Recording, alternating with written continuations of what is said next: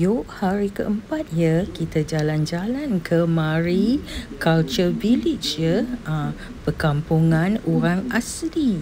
Semua orang kena pakai gelang ya, gelang macam nenek tu. Okey, yuk kita masuk dalam Culture Village, dengar apa dia punya guide untuk beri penerangan ya.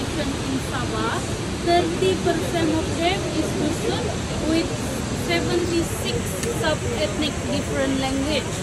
That is the biggest one. Right? And I am also one of the Dusun. If you go semua video dan gambar ni nenek suruh guide nenek Aizat ambilkan ya. Dia tolong nenek ambilkan sebab nenek tak dapat masuk tu rumah semua, nak panjat-panjat tak boleh. Nenek tunggu bawah ya, dia yang petik ni semua gambar. Terima kasih Aizat, sungguh baik dia. Nenek highly recommended, budak Aizat ni baik, penyabar. Ini kawasan di dalam rumah ya. Rumahnya keadaan begini ya, dan peralatan masaknya begitulah. Alat muzik, macam rumah panjang juga, tapi ia berlainan sedikit ya.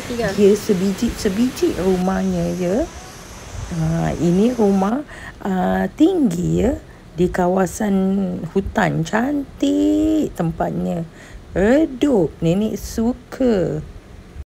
Sepatutnya itinerary ada makan-makan di sini ya, tapi nenek tak boleh naik tangga yang panjang tu.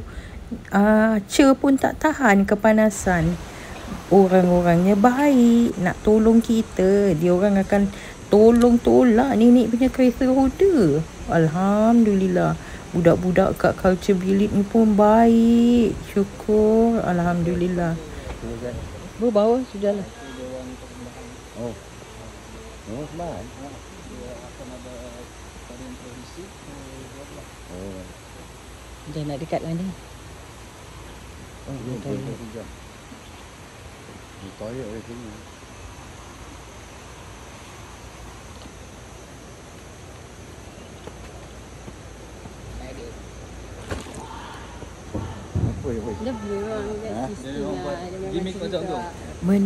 Menuju tempat seperti auditorium ya, hall. Tempat ni akan diadakan persembahan ya, tapi kita tak tunggulah kepanasan. Jadi kita keluar cepat daripada sini. Itu ada persembahan ya.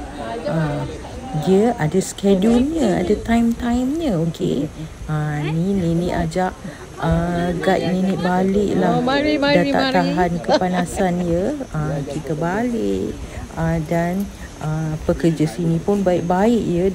Nenek punya guide tu kurus, halus. Dia orang tolong tolak nenek. Alhamdulillah, syukur, terima kasih lah pekerja-pekerja yang ada di Culture Village tu ya, tolong tolak nenek. Alhamdulillah.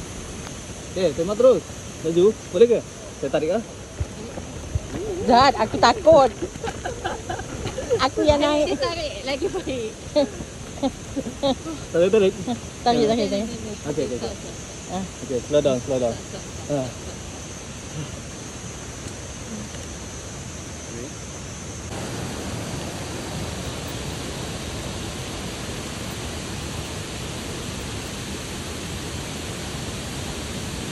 Ini juga hari. Alright, sini je.